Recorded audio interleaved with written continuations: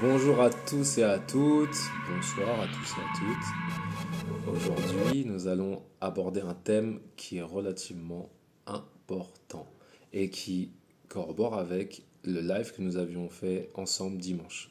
Entre parenthèses, je vous remercie à tous pour le soutien, pour l'énergie que vous avez donnée et que vous m'avez partagée. Franchement, ça m'a fait vraiment plaisir, ça m'a touché droit au cœur. Donc un grand merci à vous. Nous avons listé lors de ce live les points les raisons, pardon, qui nous poussent à être sous l'influence de notre entourage. On les a identifiés ensemble et on a approfondi un peu le sujet. On a eu largement le temps, on a pris pratiquement 58 minutes, donc c'était quand même un bon live où il y avait quand même pas mal de choses à dire et à partager. Maintenant que nous avons identifié ces points, il est question de pouvoir les aborder dans la vie au quotidien. Parce que les connaître, les identifier, c'est une chose, mais comment interagir avec? Comment aller vers quelque chose de mieux? De pouvoir s'adapter à la situation, pour pouvoir les identifier et donc avoir un comportement qui change, qui évolue, qui ne reste pas de la même manière qu'avant. Eh bien, c'est exactement ce que je vais faire au travers de cette vidéo. On va aller aborder comment changer ces mécanismes. Et on va commencer par le premier point. Il y en a 7 en tout. Le premier, c'est développer une conscience de soi accrue.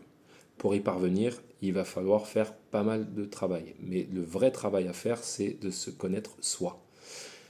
Toutes ces actions que vous mènerez à partir de maintenant seront dans l'objectif de pouvoir mieux vous connaître.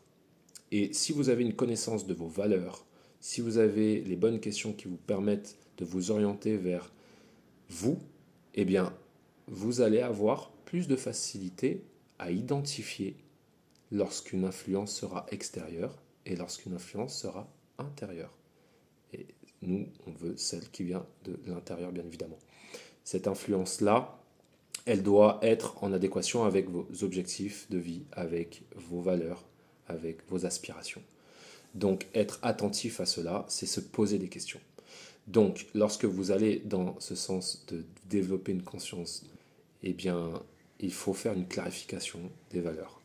Il y a un exercice qui peut vous permettre de mieux vous connaître, c'est de poser 5 points importants pour vous. Voilà. Listez ces points, ces décisions importantes, et ensuite vous allez réaliser une analyse, savoir si elles ont été influencées par vous ou par l'extérieur. Ça, c'est un point qui peut fonctionner. Le deuxième point qui peut être important aussi, c'est d'apprendre à différencier l'influence positive et négative. Comment on y parvient? L'influence négative aura une tendance généralement à vous, à vous déranger. Vous allez avoir ce sentiment d'aller vers quelque chose qui est dérangeant, qui ne va pas avec vous, qui ne vous convient pas complètement, qui ne vous a pas convaincu surtout. Et s'il faut être vraiment, vraiment proche de vos sensations, de votre instinct, de vos sentiments pour pouvoir avoir la possibilité de visualiser si elle est positive ou elle est négative. Le positif, ça vous donne du bon, ça vous donne envie, vous avez un élan qui sera positif, forcément vous allez le ressentir. Lorsque c'est négatif, il y aura plus de restrictions et cette influence ne vous sera pas forcément agréable. Comment on peut faire et quel exercice aborder pour pouvoir réaliser cela? C'est se poser une question qui est relativement importante. Cette influence m'éloigne-t-elle ou me rapproche-t-elle de mes objectifs? Si vous arrivez à pouvoir répondre à cela dans un sens comme dans l'autre, vous allez pouvoir identifier cette situation. Troisième point important, développer son esprit critique. Si vous avez l'esprit critique, vous vous poserez des questions qui vont toujours à l'encontre de ce que l'on vous donne comme information.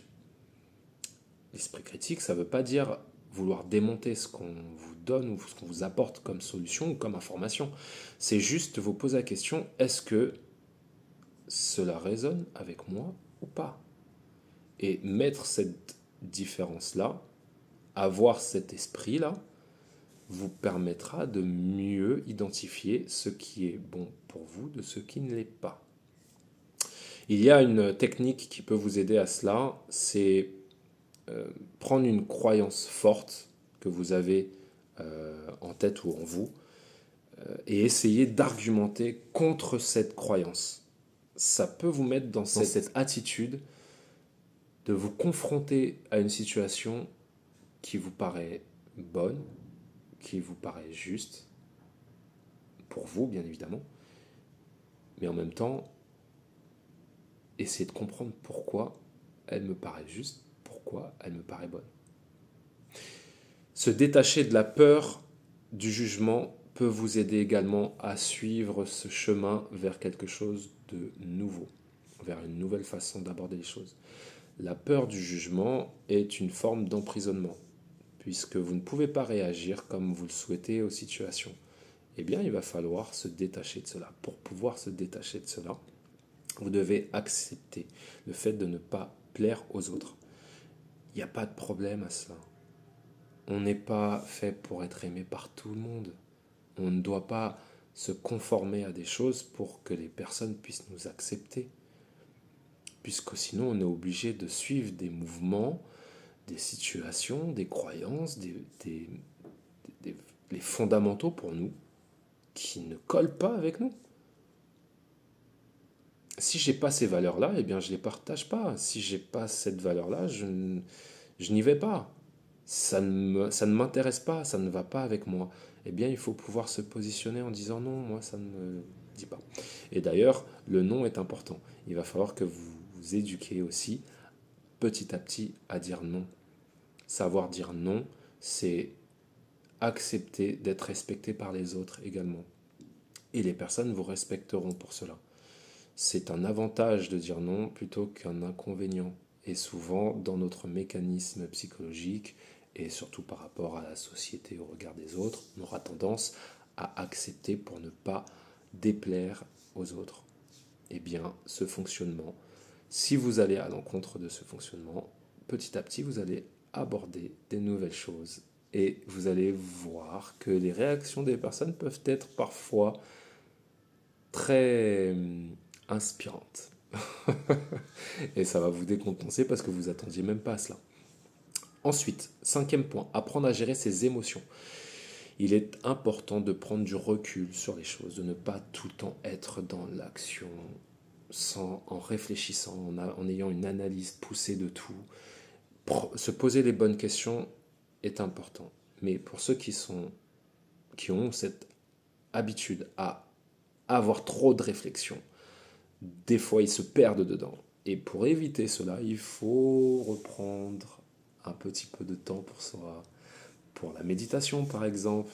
La méditation, j'aimerais que vous sachiez que c'est pas simplement fait d'être connecté à quelque chose, ou c'est juste être présent, avoir de la conscience, tout en ayant le vide dans sa tête, en créant ce vide dans sa tête. Ça peut être sur n'importe quoi. Vous pouvez faire de l'art, vous pouvez faire de la peinture, vous pouvez dessiner, vous pouvez vous balader dans un endroit naturel où il y a de la nature auprès de vous.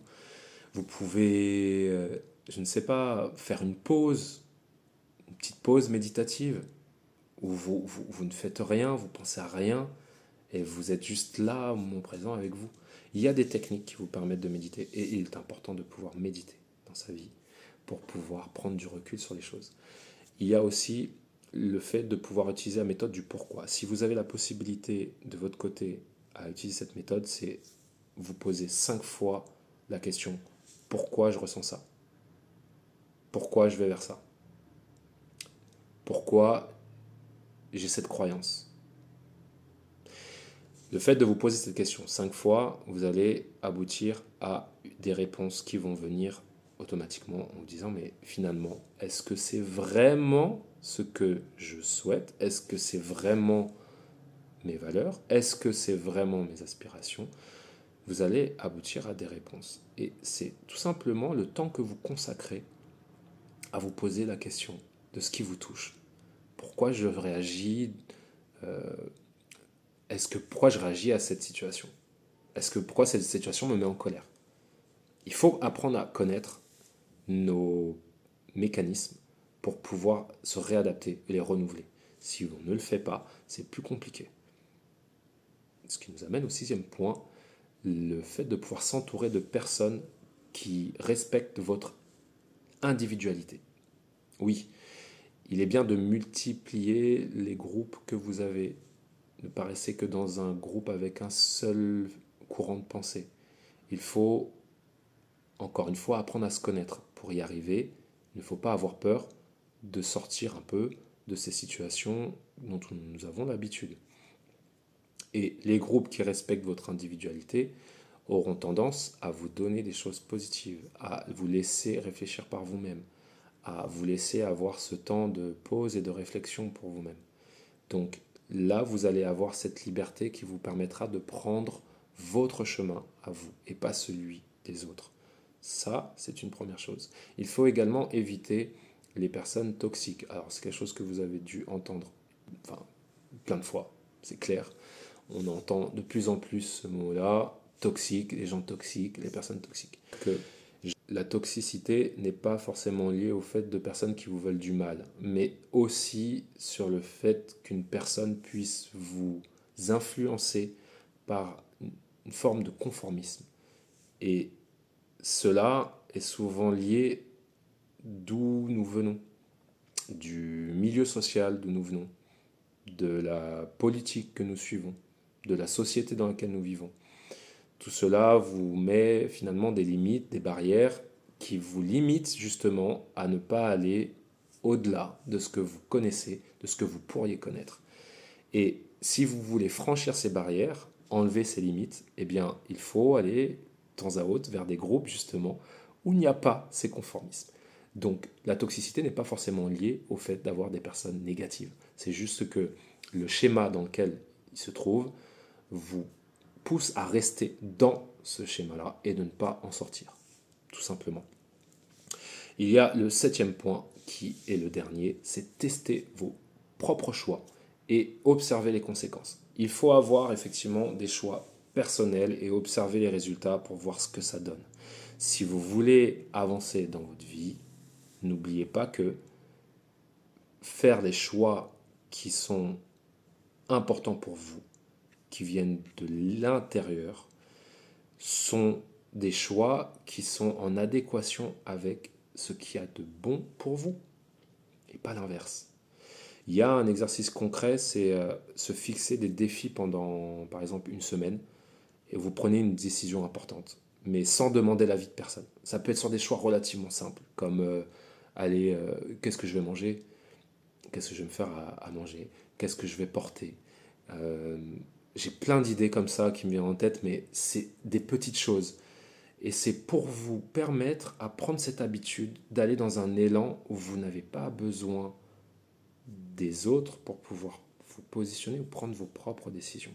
Ça peut paraître futile pour certaines personnes, parce qu'il y a des personnes qui n'ont pas besoin de ça. Elles sont alignées complètement et tout va bien et elles avancent.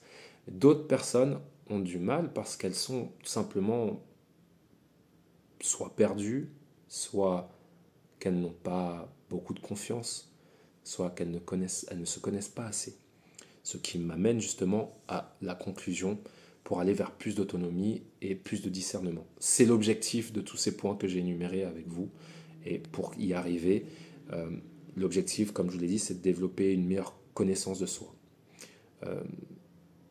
Mais surtout de faire la distinction entre ce qui est une influence positive et négative pour soi. À prendre des décisions et être en accord avec ses valeurs, ça pousse et ça demande à être attentif à qui on est. Donc revenir à soi par la méditation, par toutes ces choses dont je vous ai parlé, c'est important. N'oubliez pas que ce qui peut vous libérer progressivement de l'approbation des autres, c'est le temps que vous prendrez pour vous, le temps de réflexion que vous prendrez également pour vous, qui vous permettra de mieux vous connaître, je me répète, mais c'est important, de mieux vous connaître, d'être plus en lien avec ce qui a du sens et ce qui résonne avec vous, et ce qui vous permettra d'aller vers quelque chose de positif. Je vais devoir arrêter cette vidéo parce qu'on est déjà à 15 minutes. Ça prend beaucoup de temps et je ne veux pas être sur des formats trop longs. Donc, gardez bien ça en tête. Je vous en supplie, commencez les choses à votre rythme. Il n'y a pas de course. Si vous voulez vraiment aller vers quelque chose, un renouvellement, prenez le temps de faire les choses et de les apprécier. Ce n'est pas un défi, ce n'est pas un challenge, ce n'est pas un développement, c'est juste le fait de reprendre de nouvelles habitudes, petit à petit, doucement, ok? Je vous remercie encore. Si vous avez aimé cette vidéo, likez, commentez, donnez votre avis, j'ai besoin de vos commentaires, partagez, abonnez-vous à la chaîne, j'ai besoin de votre soutien et surtout, je veux que l'information soit diffusée. Je vous remercie à tous et je vous dis à très bientôt sur Soyez Devenus.